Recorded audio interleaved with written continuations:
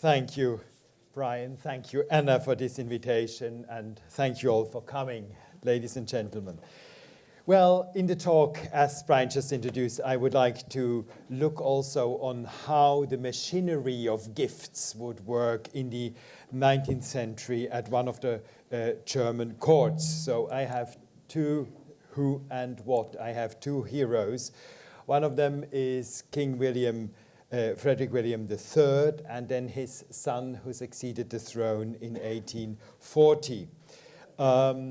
These both were owners of the Berlin porcelain manufactory, because we have to see that the Berlin manufactory was rather a small enterprise, not to be compared with Meissen, and it was a very, very private thing. It was very connected with the royal family in Berlin, so they were actually the owner of the family. And all the gifts, and here just a range of what it could be as a gift in the 19th century, were so very much connected with the court, because the Prussian nobility was not really a very rich nobility, and there were no real customers at the Berlin manufactory with lots of money who would really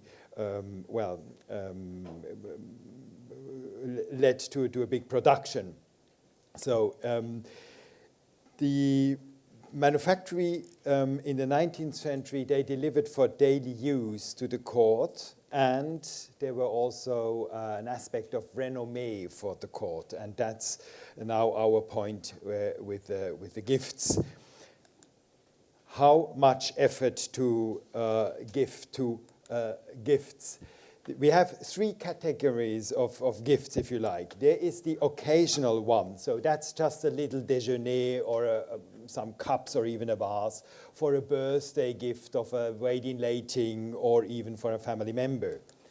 Special gifts are more important. So, for example, let me give one example. In 1828, the Princess of Weimar, Augusta, got engaged with the Prince of Prussia, with Wilhelm.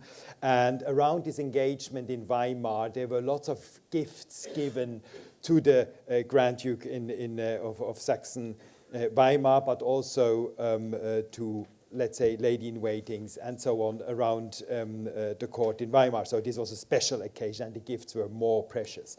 And then, of course, there are the very, very important gifts which are very personalized. For example, a huge dinner service for the 50th anniversary, the 50th duty anniversary of a Prussian minister. He was 50 years, he was minister, or for any states with it. Now, to show you what these gifts can be, just in the category of vases. These two models are the Berlin vases, which were in use in the second and the third decades in the 19th century mainly. The left hand one was introduced as a model in 1799 already. It's called the Redensche Vase in different sizes. And this one you could also buy as a private client. Just go to the manufactory and make an order. The other one to the right-hand side, which was with the two eagles as handles, was introduced in 1810. 1810 was the year when the royal couple, Queen Louise and Friedrich Wilhelm III, returned from their exile in Königsberg, where they had to go because of Napoleon. So this classical cratère vase was altered, and this model invented with the two eagles returning back to Prussia and connected with oak leaf. And oak is a very important tree in Germany, so it's not laurel because it was not a victory yet in 1810, but it is this German connection of the royal couple coming back, and that's a shape of vase. So it's more or less logical that this vase you could not order as a normal person. It was just for the king's use and for gifts. Normally these eagle handle vases were decorated with a portrait of the king. So instead of a medal or a coin, you would have his portrait on a vase. But sometimes also, like in this case, for Saxon mining and with views. These are all the eagle vases which were made in between and produced as gifts in between 1818 and 1832. And after 32, no example is anymore recorded. I come to that. So among them are some persons who got as a gift a pair. So you can see, well, it's a more important event or it's a more important recipient who gets two, and all the others just go one. And it's very logical that the Grand Duke of Hesse and so on, that they get two of them. Now, this was then abandoned as the unique vase reserved for the royal use when in 1823 the Crown Prince married a Bavarian princess, Elizabeth, and they got as a gift from her parents in Munich a Nymphenburg vase. I have to show it here from the side. And this vase, they loved so much, the couple, that they handed it to the manufactory. The manufactory made a drawing and then reinstalled the model, and it's somehow a little bit different in the shape. But so this is then the Berlin version of this originally by Klenze Nymphenburg model. And because it was I can show you both now from the front side. And because this one was coming from Munich, it's called this model the Munich vase as a model. And this was strictly reserved for the royal household for gifts and in different sizes. It can be quite up to expensive ones. Yes. Now, how to decorate. You can have ordinary decoration. You see these three vases for three different persons to three different dates, but they are very, very similar in their decoration. So that's something like serious works. And in some cases, they even respected that, let's say, that children from their parents, that the children would inherit once the gifts the parents had got. So sometimes here at the court of Mecklenburg-Strelitz, it's her sister. So Louise got this one. It's not such a big one. Her sister also, one in the same size, because their mother already had gotten a big one. So they knew they would inherit it and they would have a garniture of three. So this is ordinary decoration, but there are also special decorations, like this vase here. This is an enormous big one, and it was a gift in 1841 from Friedrich Wilhelm IV now to the Count Bourdaloes. Bourdaloes was the Prussian stadtholder in Neuchâtel, in Switzerland, in this county Neuchâtel, which was a part of Prussia. Now, Friedrich Wilhelm IV just had an enormous event in the year before, in 1840, when he came to the throne, and the Prussian kings were not crowned by this period, not just the first Prussian king, and then later in the 19th century they had a coronation. But what they had instead was eine Huldigung, and I hope I did obeisance, you could say. So where all the parts of the people had to come and just to swear on the king, but not no crown and nothing. So a Huldigung just to install him as a king. And this act happened in 1840 in front of the Berlin Schloss. Now, this painting was an official commission by a famous artist, Franz Krüger. But Franz Krüger, he wanted to show what part of people came to dedicate themselves to the king. So the problem of this huge painting is that you can't see the king. He is so small. And Friedrich Wilhelm IV hated this painting. What he did then was commissioning in the manufactory a new design of it, which just eliminates all the people, and you just have his tribune with him. And now the important thing is he gives it as a gift to Porcelain to Neuchâtel. And already in the early 1840, the people in Neuchâtel, they just started to become their own life, and they were not so keen in being a part of Prussia. So the idea of this vase was to be put in the official palace in Neuchâtel, and everyone who had to go to Porcelain for a license, for something official, had to go along this Huldigungsscene, this obeisance of the Prussian king. So it's a very, very political picture and very much manufactured to the point. Now, these were these Munich vases just reserved for such ideas.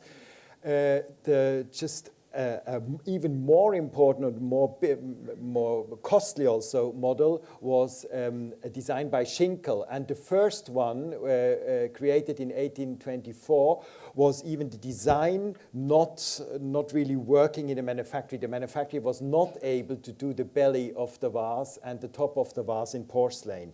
So this is in gilt bronze, and only the neck is porcelain and the foot is porcelain by this period. This vase was later on given to Prussia, so nowadays it's in Saskiselo. But a couple of years later, in the early 30s, the manufacturer was able to create them in full porcelain, and you see the recipients, and that's now no generals, and it's just the top royalty of the Tsar in Russia, Queen and King in England, and so on, and Württemberg. We will see one later on. So that's a little bit of the version of the kind in vases. Of course, there were also porcelain services, gifts. The most famous one is here in Apsley House for Wellington. Or there were very personalized gifts, sometimes also for family members, like this tabletop.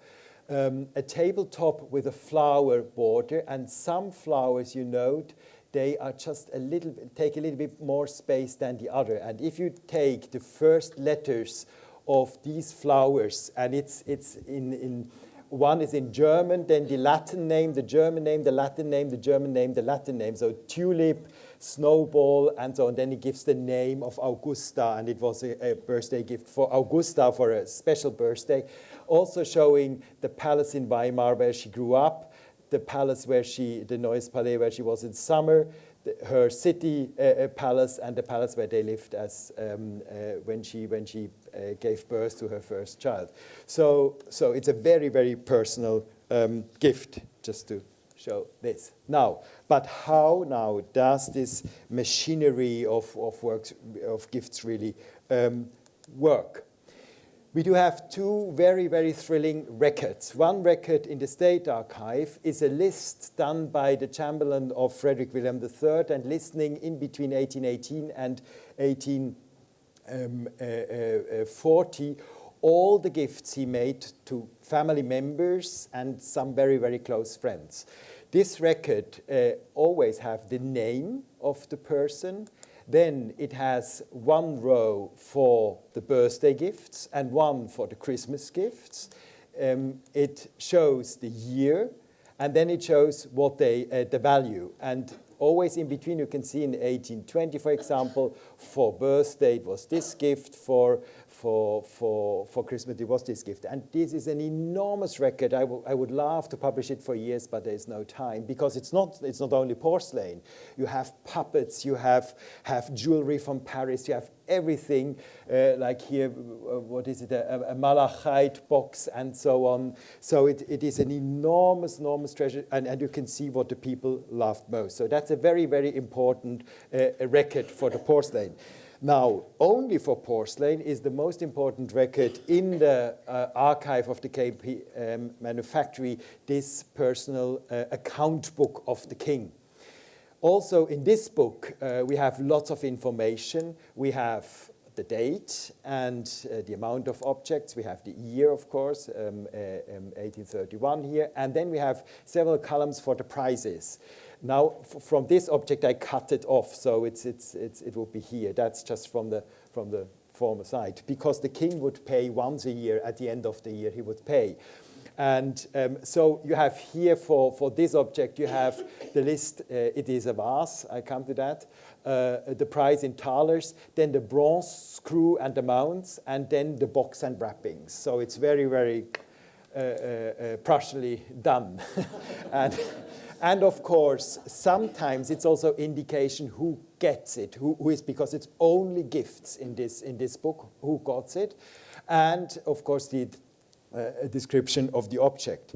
Now, in this book, between 1818 and 1850, all these royal gifts, we can say, if we look to the annual income and the annual amount the king had to pay, it was these gifts made about 60 to 70% of the whole income of the manufactory in a year. So we have a relationship how important this absolutely was. By the way, that's the piece, yes. That's now in Schwerin. Now, the king is listed in different kinds. Sometimes it's just said it's placed at the highest disposal, so he can have it and do whatever he likes with it. Sometimes it's just said he will have to pay for it. Sometimes he must have placed a special order for it. Sometimes he in person had chosen it, and sometimes it says that there is something which we would like to reserve for the king's use. Now, this comes to the point, how does it really actually work? The manufactory has two showrooms. One showroom has painted wares to be sold, and the second showroom has, from every model which is available, a white example. So it's the model room or the pattern room. They copied that from certain Paris manufactories. The king now visits several times a year, between 4 and 5 times. He visits the manufactory in person, and then he chooses objects, because when he visits the manufacturer, he normally has some special guest with him. And the mainly important periods are in spring and in fall, through while the big maneuver, the military meetings in Prussia take place, because there are lots of important guests there to see.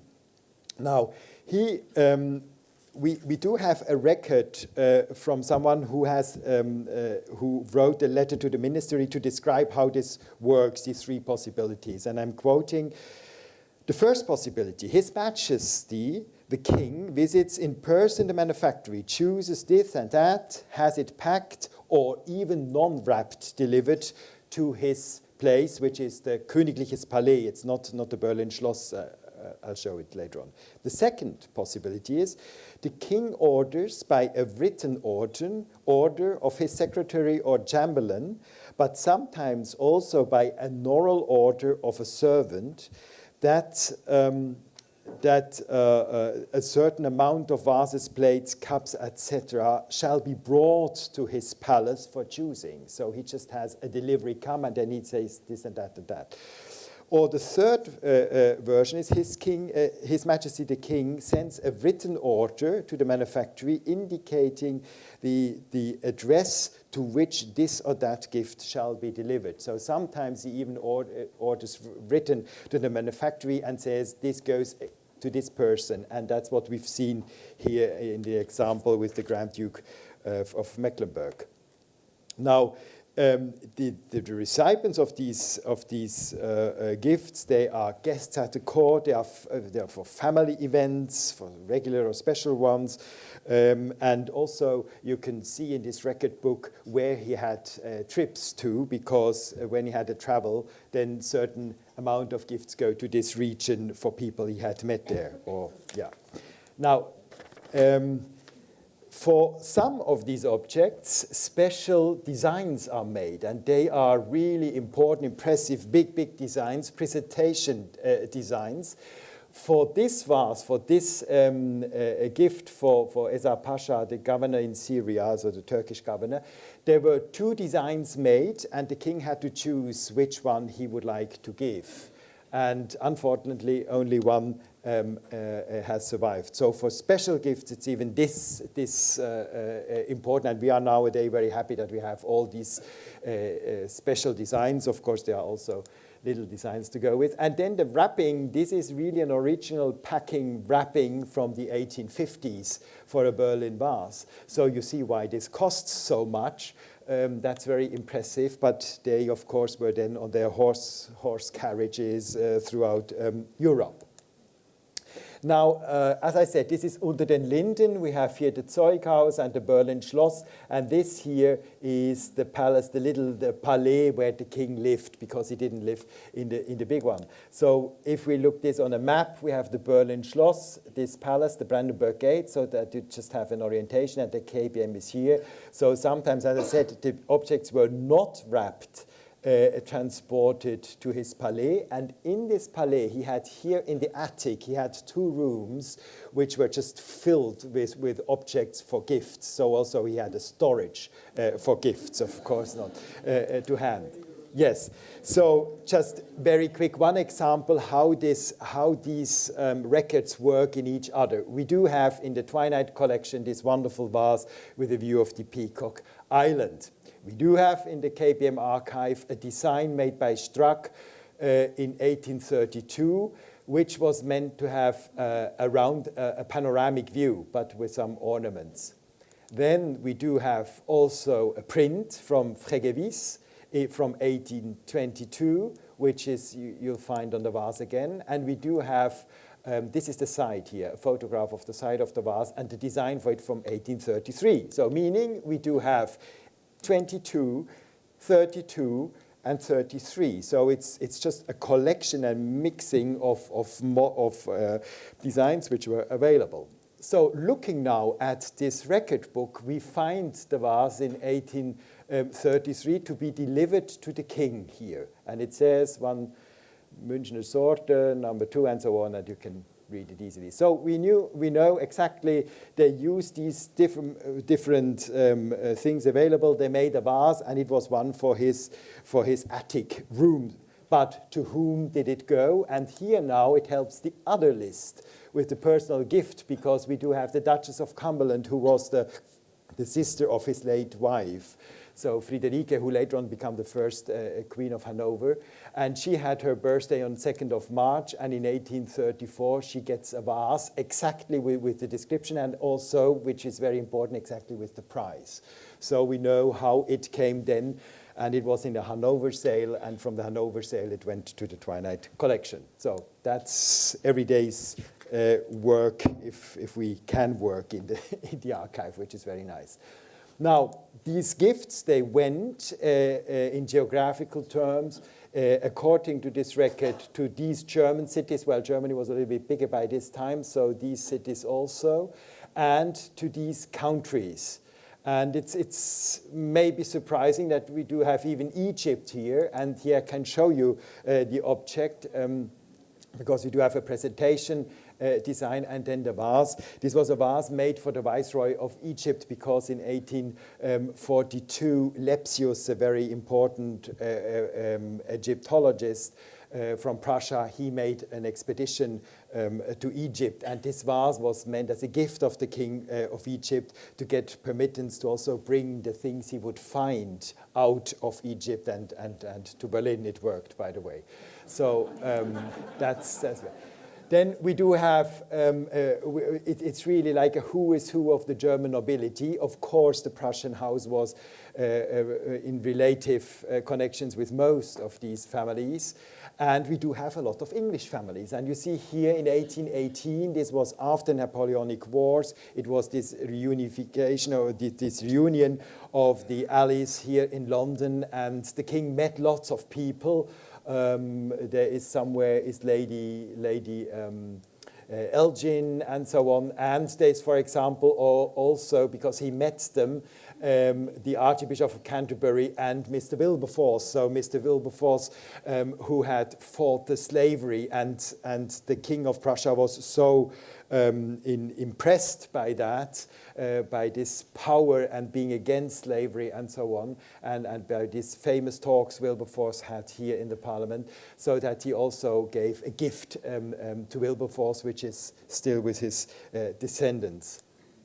Now, also to England went this vase for the king, William IV. And years later, so in 36 and in 1848, Queen Victoria got, these are enormous gifts, they are now in Windsor Palace, got a same, of the same model with a different depiction. Now have a close look, the photos are different, but the decoration is very, very similar. So they still knew about almost 10 years later that they could now match and fit as a pair. And this was, of course, on purpose that you can put them then together. So very cleverly done. But the first one is very funny because it is an exchange of gifts. The King William IV made a little boat. It's a miniature. It's not such a miniature. You can have people on, but it's not as big as it would be on the high sea. Just like a children boat, a gift to the King of Prussia for the Peacock Island. This is now a reconstruction from the 1990s. And Friedrich Wilhelm III was so pleased about this gift that he had it painted on the vase with a panoramic view of the Peacock Island and gave it back as a gift to England. So that's also one of these personals. Now, let me just, to end, let me end with 3 examples of these personalized gift or how it works really. Karl of Mecklenburg-Strelitz was, well, he was a half-brother of Queen Louise, so of Friedrich Wilhelm III's wife. He was a half-brother, and he was an impresario. He made theater plays, and he put them in scene, and so on. And in 1819, on the 24th of May, in Schloss Montbichou at Berlin, Goethe's Faust was for the first time, the whole Faust, put in scene, and it was him who did it. So these are 12 of originally, according to the book, 24 plates with scenes from Goethe's Faust. There is a series of etchings by Retsch which show 24, and all these 24 were used, but we only know nowadays they are with us in the Prussian palaces. We only know about 12 of them. You see, these are the first colored pictures of Goethe's Faust, illustrations, and that's amazing. It's porcelain, the first in color. Now, just recently in an auction, reappeared a second series with different borders and some small differences. And when we go to the record book, we see that the first one was for Karl, and the second one was for Princess Radziwill, who was actually the aunt of the king. But it was her connection to Faust was that her husband, Anton Radziwill, the Duke, was a composer also, and he had done the music for Goethe's Faust. But the problem of the king is he cannot really give a big gift to Anton Radziwill because he's too low. So he gives it to his aunt, who is a Prussian princess. That's why she gets it, and he also. And as you can see, they are both series of each 24 plates were delivered to his palace, and they got 12 for the birthday in 1 year and the other 12 in the next year, and both of them. So, and these are all about, so that's how it works. Now, of course, a big occasion were royal weddings. So Princess Louise, who was a daughter of Queen Louise and of Friedrich Wilhelm III, she married in 1825 Prince Frederick of the Netherlands, and she got an enormous service, the first Berlin service with views, by the way, real views, and there was a draughtsman sent around to make these views, and with important terrains. In the Campbell Soup Terrain Museum in Winterthur, USA, they even have the gilt bronze plateau which goes with this terrain, which is of course very nice to see. And there were there were 4 of these big terrains, so we have at least here 1. Now, almost in the same, around the same date, the manufacturer was working for another enormous wedding service for Princess Charlotte of Prussia, so the elder sister of Louise, and she had married Nikolaus of Russia. She had married already in 1817. So the wedding service was ordered in 1817, but the manufacturer had to report to the king, we are very sorry, the service for Wellington is taking all our power. We don't have any possibility to do anything else. So they had to wait. And it was then manufactured in 1823 and resent. Now the thing is that on the continent, we had a different style of dining than in Russia. So the service à la Russe in Russia, where the meal is coming on platters and it's just one course after the other, it's a little bit like we used to dine nowadays, said there was no need for terrines in the service à la Russe. You didn't have to store anything. So there were absolutely no terrines with this service because the Russians, they knew they eat different. But the fabulous thing is that this pedestal, which was developed for the terrines, was also used here, but to put platters on it for a table for fruit or I don't know what. So that's a very funny thing also to make a gift according to the place where it shall go. I'm sorry, I need another 2 minutes, but then I'm close to the end.